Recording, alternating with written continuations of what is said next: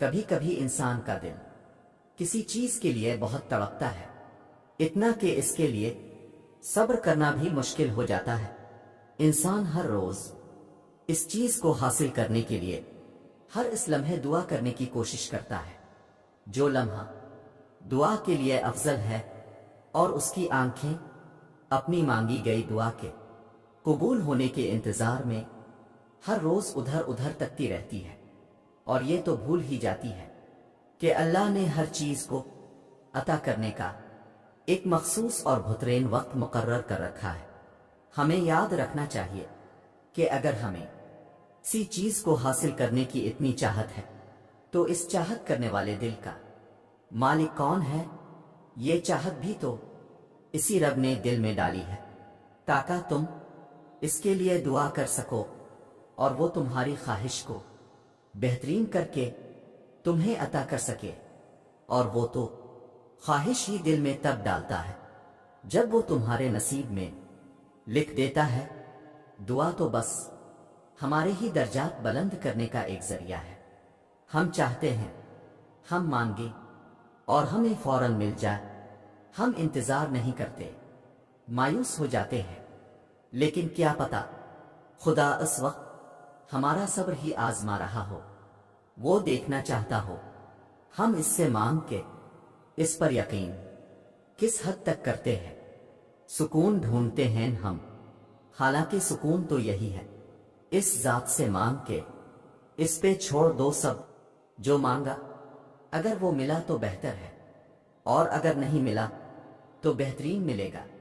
اس یقین کے ساتھ دعا وقت، حالات اور نصیب بدلنے کی طاقت رکھتی ہے۔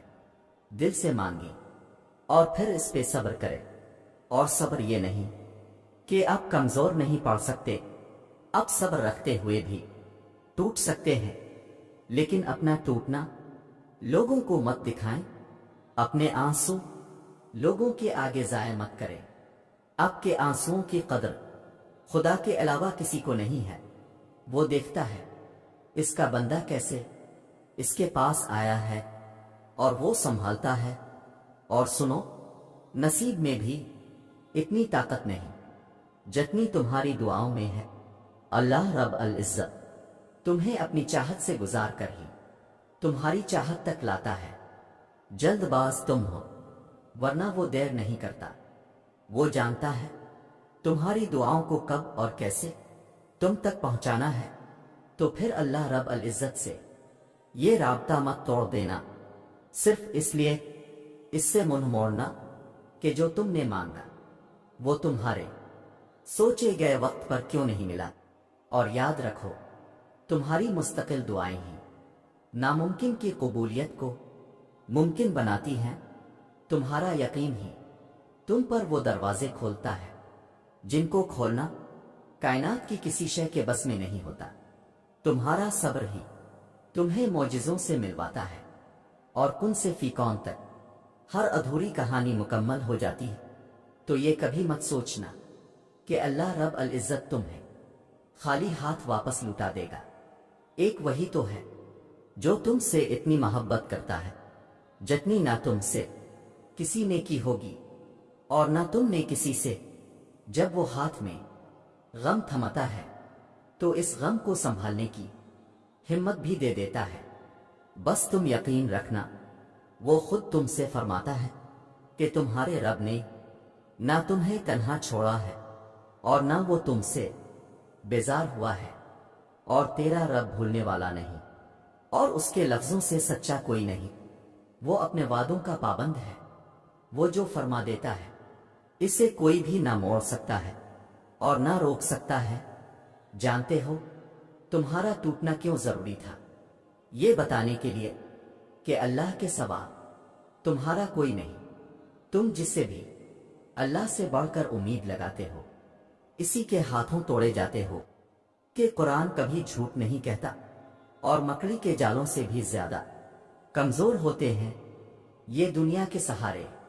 بس تمہیں توڑنے کا مقصد تکلیف میں مبتلا کرنا نہیں، بلکہ اپنے رب کی پہچان کروانا ہوتا ہے۔ اور جب تم اپنے رب کی پہچان کر لیتے ہو تب تم اس کی رضا میں راضی رہنا بھی سیکھ لیتے ہو، پھر وہ رب اپنی رضا میں راضی رہنے والوں کی رضا بھی کبھی ادھوری نہیں رہنے دیتا۔ بس وقت کو تھوڑا وقت دو، چیزیں واپس اپنی جگہ پر آ ہی جاتی ہے۔ اور جانتے ہو، آزمائش شروع ہوتی ہے، آزمائش تب شروع ہوتی ہے جب کوئی چیز جان سے زیادہ پیاری ہو جاتی ہے، جب اس چیز سے خود سے بھی زیادہ محبت ہو جاتی ہے۔